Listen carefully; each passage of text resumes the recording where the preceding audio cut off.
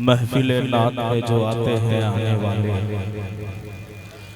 محفل نعت میں جو آتے ہیں آنے والے، مست ہو جاتے ہیں سننے سنانے والے۔ نعت گوئی تو فقط حضرت حسان کی ہے، ہم ہیں آواز سے آواز ملانے والے۔ نعت گوئی تو فقط حضرت حسان کی ہے، ہم ہیں آواز سے آواز ملانے والے۔ یہ تھے شاعر اہل سنت مداح خیر الانام حضرت قاری صبا حسین صاحب اللہ دہلوی۔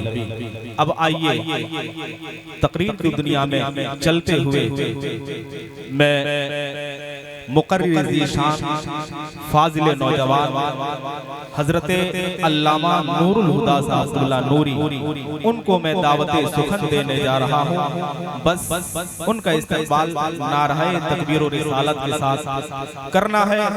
نعروں کے ساتھ استقبال کر لیں۔ نعرہ تکبیر، نعرہ رسالت، مسلک اعلیٰ حضرت، علماء اہل سنت، معراج النبی کانفرنس، زندگی زمین کے سینے میں رہ گئی، جنت کنیز بن کر مدینے میں رہ گئی، پھولوں کا حسن حضرت یوسف کو مل گیا، خوشبو میرے نبی کے پسینے میں۔ سبحان اللہ۔ نحمدہ و نصلی علی رسولہ الکریم، اما بعد فاعوذ باللہ من الشیطان الرجیم، بسم اللہ الرحمن الرحیم۔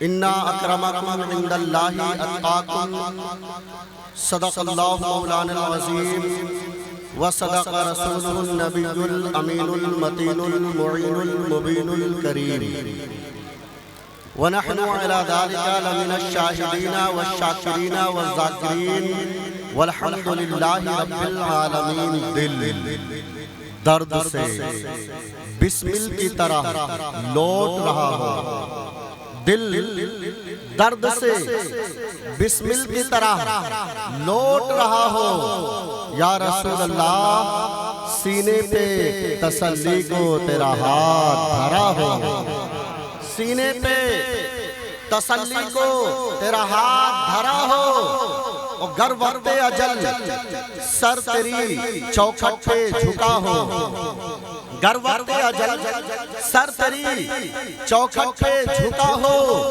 جتنی ہو قضا ایک ہی سجدے میں ادا ہو، جتنی ہو قضا ایک ہی سجدے میں ادا ہو، اور آتا ہے فقیروں پہ انہیں پیار کچھ ایسا، خود بھیگتے اور خود کہیں منگتے کا بھلا ہو، خود بھیگتے اور خود کہیں منگتے کا بھلا ہو۔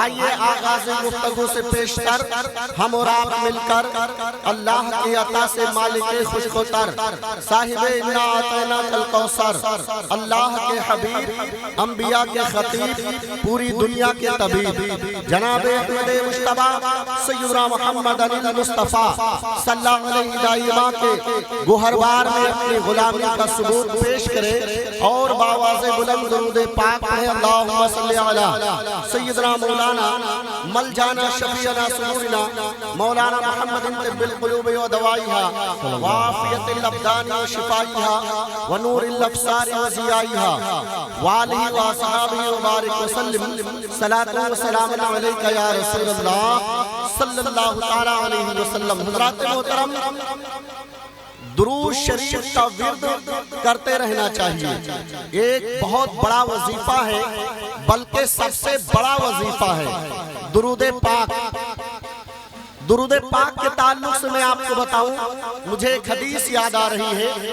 آقا کریم صلی اللہ تعالیٰ علیہ وسلم کہ ایک صحابی بارگاہ رسالت مآب صلی اللہ تعالیٰ علیہ وسلم میں حاضر ہوئے، عرض کہ یا رسول اللہ آج فجر کے بعد میں نکلا تھا مارکیٹ میں، تو دیکھا ایک ماہی گیر مچھیرا مچھلی بیچ رہا تھا، میں اس کو خرید کے لایا ہوں، یا رسول اللہ آپ دعوت قبول فرمائیں۔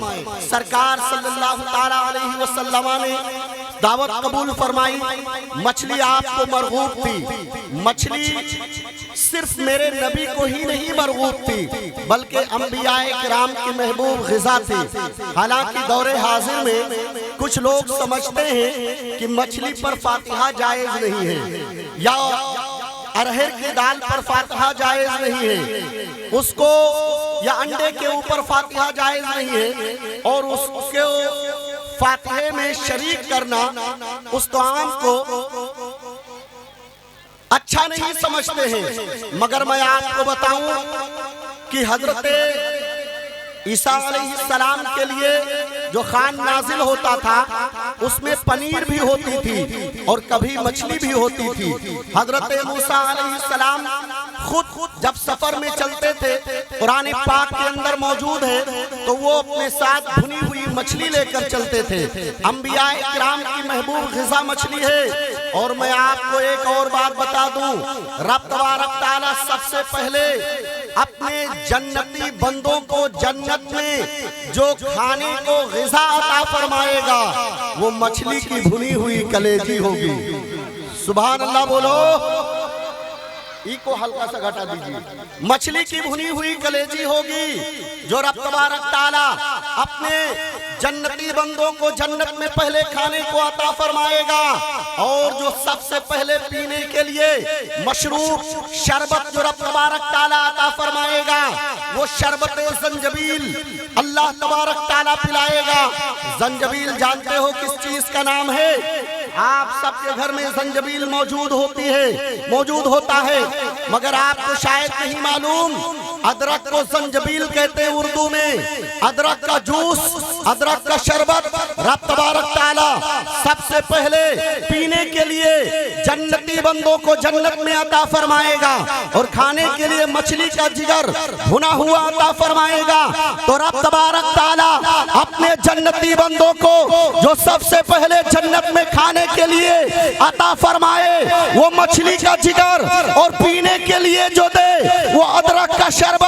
تو میں یہ آپ کو بتانا چاہتا ہوں کہ مچھلی پر بھی فاتحہ جائز ہے، ارہر کی دال پر بھی فاتحہ نیاز جائز ہے، اور انڈے پر بھی فاتحہ نیاز جائز ہے، بلکہ تمام حلال چیزوں پر نیاز و فاتحہ جائز ہے۔ اور صرف جائز نہیں بلکہ میرا اپنا ذاتی خیال ہے، اگر آپ دوسرے طعام پر اشیاء پر نیاز دلاؤ گے، اگر آپ کو اس طعام پر نیاز دلانے پر 10 نیکیاں ملیں گی، تو مچھلی کے اوپر اگر نیاز دلاؤ گے تو آپ کو 11 تو مل سکتی ہے مگر 10 ہرگز نہیں ملیں گی۔ واہ واہ واہ واہ، بے شک واہ۔ لہٰذا پیارو، آپ ہر جائز چیز پہ نیاز دلا سکتے ہیں اور دلانا ہی چاہیے، اور مچھلی پہ تو ضرور دلانا چاہیے۔ حضرات پیغمبر اسلام صلی اللہ تعالیٰ علیہ وسلم نے دعوت قبول فرمائی، وقت مقررہ پر صحابی رسول کے گھر پہنچے، اور جب پہنچے تو اس وقت صحابی رسول کے یہاں جو بھی کھانے کی ڈشیں تھیں سب تیار تھیں۔ مچھلی کے تعلق سے صحابی آتے ہیں، عرض کرتے ہیں یا رسول اللہ، مچھلی کی ہانڈی جیسے ہی آگ پہ چڑھائی جاتی ہے آگ بجھ جاتی ہے اور اس کو اتار لیا جاتا ہے، آگ بدستور جلنے لگتی ہے۔ یا رسول اللہ، معمہ سمجھ میں نہیں آ رہا ہے۔ پیغمبر اسلام صلی اللہ تعالیٰ علیہ وسلم نے فرمایا، اے میرے پیارے صحابی، جانتے ہو کیا معاملہ ہے؟ عرض کیا، یا رسول اللہ، فدا کی امی و ابی یا رسول اللہ، اللہ و رسول بہتر جانتے ہیں، واللہ عالم و رسولہ، اللہ و رسول بہتر جانتے ہیں۔ پیغمبر اسلام صلی اللہ تعالیٰ علیہ وسلم نے فرمایا، ایک قافلہ پانی والے جہاز میں سفر کر رہا تھا، اس میں ایک میرا دیوانہ بیٹھا ہوا تھا، ایک عاشق موجود تھا، اور وہ عاشق میرے اوپر درود پاک کی تلاوت کر رہا تھا، درود شریف کا ورد کر رہا تھا، اور جب وہ درود پڑھ رہا تھا تو یہ مچھلی جہاز کی دیوار سے اپنے کان کو لگا کر میرے اوپر پڑھے جانے والے درود پاک کو سن رہی تھی۔ صحابی رسول نے عرض کیا، یا رسول اللہ، اس درود پاک کے ورد سے اور مچھلی کے سننے سے اور اس کے اوپر آگ کا اثر نہ کرنا، یہ کیا معاملہ ہے؟ پیغمبر اسلام صلی اللہ تعالیٰ علیہ وسلم वसल्लम फरमाते हैं, जो शय, जो चीज मेरे ऊपर पढ़े जाने वाले दुरूद को सुन लेती है, रब तबारक तआला उसके ऊपर दुनिया की आग को हराम कर देता है। नूरुल हुदा का ईमान ये बोलता है, मेरा ईमान ये बोलता है, जो इंसान, जो शय मुस्तफा जाने रहमत के ऊपर पढ़े जाने वाले दुरूद को सुनेगा, रब तबारक तआला उसके ऊपर दुनिया की आग को हराम करेगा। लेकिन जो दुरूद पढ़ेगा, अल्लाह उसके ऊपर दुनिया और जहन्नम दोनों आगों को हराम। नारे तकबीर, नारे रिसालत, मसलके आला हजरत, उलमाए अहले सुन्नत। वाह, और ये सिर्फ मैं नहीं कहता, बल्कि मुजाहिदे आज़ादी के हीरो हजरत अल्लामा फजल हक खैराबादी के बाद जो हिंदुस्तान की आज़ादी पर जिहाद का फतवा दिया, वो हजरत अल्लामा सैयद किफायत अली काफी मुरादाबादी रहमतुल्लाहि ताला अलैहि। उनको जब ब्रिटिश हुकूमत ने गिरफ्तार किया और आपको कैद खाने में डाला, फांसी का हुक्म दिया, तख्ते-ए-दार पर हजरत अल्लामा काफी मुरादाबादी लाए गए, आपके गले में फांसी का फंदा डाल दिया और उसके बाद आखिरी ख्वाहिश जाननी चाहिए तो हजरत अल्लामा काफी मुरादाबादी रहमतुल्लाहि ताला अलैहि ने फरमाया, मुझको एक कागज का टुकड़ा दे दिया जाए, कलम दे दिया जाए। आपको कागज का टुकड़ा दिया गया, कागज दिया गया, कलम दिया गया। लोगों ने सोचा शायद हजरत अपने बच्चों के लिए कोई नसीहत करेंगे या अपनी मीरास के ताल्लुक से कोई आप हुक्मनामा जारी फरमाएंगे, लेकिन नहीं है। अल्लामा काफी मुरादाबादी, आपके अज़्म व इस्तिक़लाल को सलाम, आपके हौसले को,